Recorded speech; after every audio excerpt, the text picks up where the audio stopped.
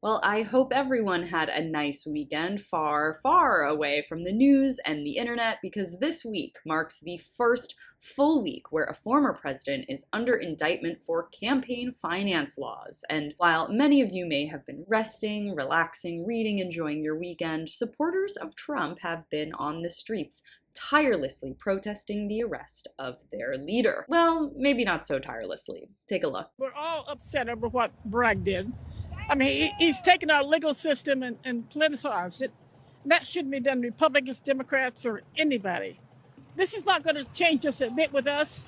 It's going to make him stronger, make us madder and stronger. He's still going to get our vote. So how long do you plan to be out here? You gonna be out here all night? Are you ready for this? Till the cows come home. Well, the cows must have come home because they left a little while ago.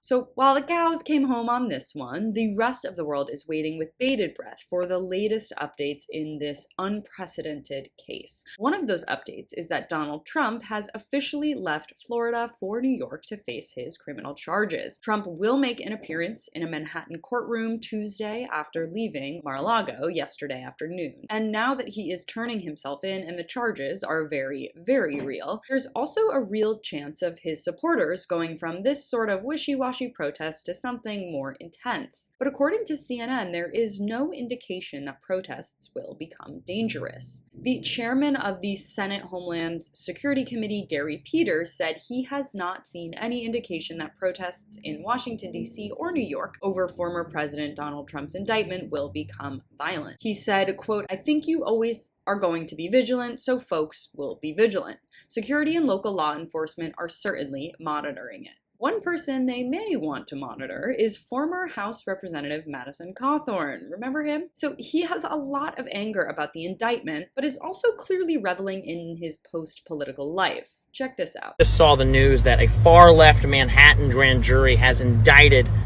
President Donald Trump. Now, this is exactly like what happened during the fall of the Roman Republic, when you had made it commonplace to start persecuting the tribune of the plebs or either the consuls whenever they left political office. This is going to lead us down the exact same path that Rome followed, and will lead to a dictatorship. This is disgusting, and the DA in New York and Manhattan should be ashamed of himself. This is a terrible, terrible road we're going down. Go and study the fall of the Roman Republic. This is exactly what's happening. Clearly, Cawthorn is so incensed by the indictment he couldn't even be bothered to put a shirt on, or make a compelling and not vague and overgeneralized analogy to Rome, but it seems like he has other plans for his day that he is eager to get back to. So is this it? Is this the extent of the pushback to Trump's arrest? Banal protests and statements and then getting back to regular day-to-day life? I definitely did not see this tepid reaction coming, and let's just say I think we all hope it stays like this.